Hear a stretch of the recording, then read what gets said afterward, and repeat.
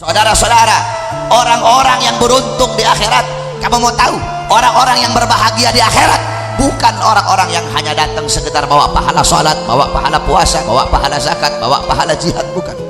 Orang-orang yang beruntung di akhirat orang-orang yang kedua matanya dihalalkan oleh Allah untuk memandang wajah indah baginda Sayyidina Muhammad.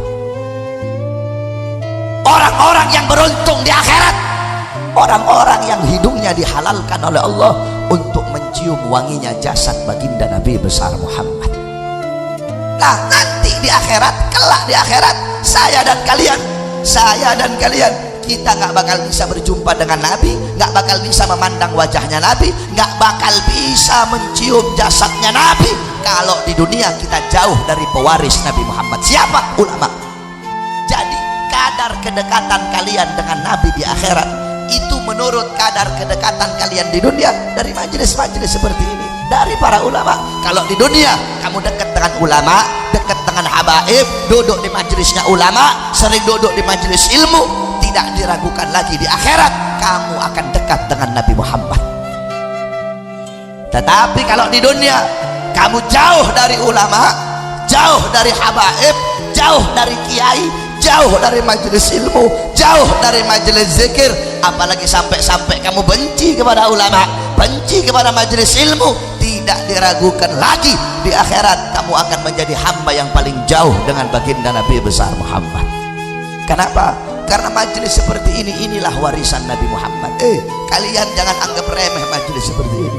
Majelis taklim seperti ini jangan kau anggap remeh. Saudara-saudara, demi Allah, di mata saya, ya, kalau dari pandangannya saya di mata saya, di pandangan saya, tikar yang kalian duduki demi Allah lebih mulia daripada kursi seorang presiden, saudara-saudara. Itu di matanya saya. Nggak tahu kalau di matanya Agil Sirot. Kalau di matanya saya, kursi yang tikar yang kalian duduki, rumput yang kalian duduki lebih mulia daripada kursi seorang presiden, saudara-saudara. Kenapa? Karena ini majelis ilmu. Kenapa? Ini majelis zikir. Kenapa? Ini majelis salawat. Majelis seperti ini, inilah warisan baginda Nabi besar Muhammad. Kenapa? Nabi tidak mewariskan harta, tidak mewarisi pangkat, tidak mewarisi jabatan, tidak mewarisi tahta, tidak mewarisi kekuasaan, tidak mewarisi emas, tidak mewarisi permata, tidak mewarisi berlian, uang. Bukan itu warisannya Nabi. Warisannya Nabi apa? Warisannya Nabi ilmu, amal, akhlak, wara, khauf, ikhlas, sabar, takwa, istiqamah, zuhud, ibadah, qanaah, khasyah, raja, syauq, amar ma'ruf, nahi mungkar, jihad, ibadah dan lain-lainnya. Itu warisan Nabi Muhammad. Kalian duduk di sini pada malam hari ini untuk menerima warisan Nabi Muhammad. Maka setelah kalian mendapatkan warisannya Nabi, adakah yang lebih mulia? Adakah yang lebih bermanfaat? Adakah yang lebih mahal selain dari warisan Nabi? Tidak ada, saudara-saudara. Kalau mau dibandingkan, kamu duduk di sini mendapat warisan Nabi Muhammad, yakni ilmu.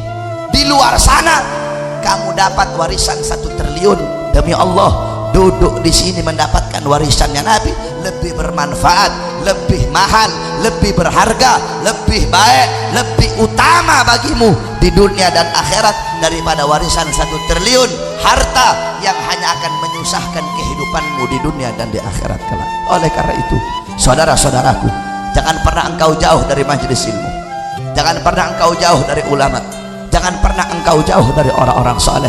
Cintai mereka walaupun engkau bukan ulama. Kamu preman, kamu tatoan, kamu pemabok, kamu pelacur, kamu pezina, cintai mereka. Kata Imam Syafi'i, uhibbus salihin walau lastu minhum. Aku cinta kepada ulama, aku cinta kepada orang-orang soleh walaupun aku bukan bagian daripada mereka. Padahal Imam Syafi'i sendiri ulama, Imam Syafi'i sendiri orang soleh, tapi beliau mengeluarkan makalah seperti itu. Aku cinta ulama, aku cinta orang soleh walaupun aku bukan bagian daripada mereka. Kamu tahu kemarin di Jakarta waktu itu ada salah satu laskar FBI yang tatoan. Nah kemudian tiba-tiba itu fotonya dibawa, polisi tunjuk-tunjuk tatonya, ini laskar FBI tatoan. Apa saya bilang? Mending orang tatoan tapi cinta ulama, mending Soeharto cinta ulama daripada Tito yang mengkriminalisasi para ulama.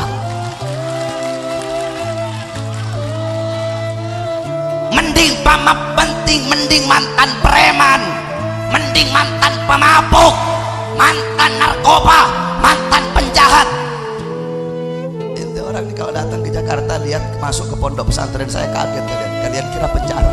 Kenapa orang tato ada semua di pondok pesantren saya? Mending mantan penjahat, mantan pembunuh, mantan preman, mantan pemabuk, tapi dia menyerahkan jiwanya untuk para ulama daripada orang-orang yang pakai dasi, jenderal-jenderal yang berbintang tetapi menzolimi para ulama. Saudara-saudara, makanya kalian jangan canggung, jangan malu. Oh saya punya tato, jangan malu. Oh saya mantan pemabuk, jangan pernah engkau malu. Kamu tahu, ente tahu ada orang soleh namanya Fudail ibn Iyad. Ente tahu dalam kitab Syiarul A'lam An-Nubala Al-Imam Az-Zahabi menceritakan ini Fudail ibn Iyad adalah perampok paling terkenal di zamannya. Mantan perampok, dia dulu perampok sebelum jadi orang soleh, perampok. Sampai-sampai dalam kitab itu Syiarul A'lam An-Nubala dijelaskan ini Fudail ibn Iyad kalau dia ngerampok dia nggak butuh banyak orang. Kalau mau ngerampok dia pergi sendiri untuk pergi merampok. Saking beraninya dia, saking nekatnya dia, penjahat kelas kakap di zamannya. Akhirnya dia insaf, dia tobat ketika mendengarkan Al-Quran sehingga dia menjadi salah satu pengikut para tabi'in yang paling soleh di zamannya. Jadi jangan pernah engkau takut saudara-saudara. Oleh karena itu cintai ulama, cintai orang soleh, walaupun kamu bukan bagian daripada mereka, walaupun kamu bukan daripada mereka, kamu cintai mereka, ikuti amal mereka pelan-pelan. Qala al-Habib Ali bin Muhammad al-Habsyi fasa' fi ma sa'au washrab ma'al qaum mahum ala yahbak rabbak mithla ma qad habahum. Ikuti mereka orang soleh, ikuti para salaf, ambil amalan mereka sedikit-sedikit, shibran bi shibrin wa dira'an bi dira'in, shibran bi shibrin, qaddaman ala qaddamin, pelan-pelan, sejengkal demi sejengkal, selangkah demi selangkah kamu ikuti amalan mereka. Kalau kita mau ikuti sepenuhnya nggak bakal bisa. Siapa yang bisa ngikutin amalannya beliau-beliau? Siapa yang bisa ngikutin amalan para salaf? Bisa kamu ngikutin amalannya Imam Muqaddam Tsani Al-Habib Abdurrahman Segaf, umur 7 tahun mengkhatamkan Al-Quran dalam 1 rakaat salatnya. Bisa kamu ikuti Habib Abdurrahman Segaf, umur 7 tahun mengkhatamkan Quran dalam 1 rakaat salatnya. Al-Habib Abdurrahman Segaf la yanam la lailan wa la naharan 33 sanatan, 33 tahun tidak tidur, tidak siang hari, tidak juga malam hari, 33 tahun nggak tidur. Ditanya, ya Habib, kenapa kau tidak tidur? Apa jawab beliau?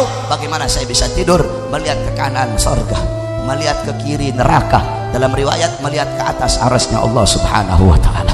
Bisa kau ikuti Fakhrul Wujud Asy-Syaikh Abu Bakar bin Salim, 40 tahun sholat subuh dengan wudu isya, 40 tahun sholat subuh dengan wudu isya.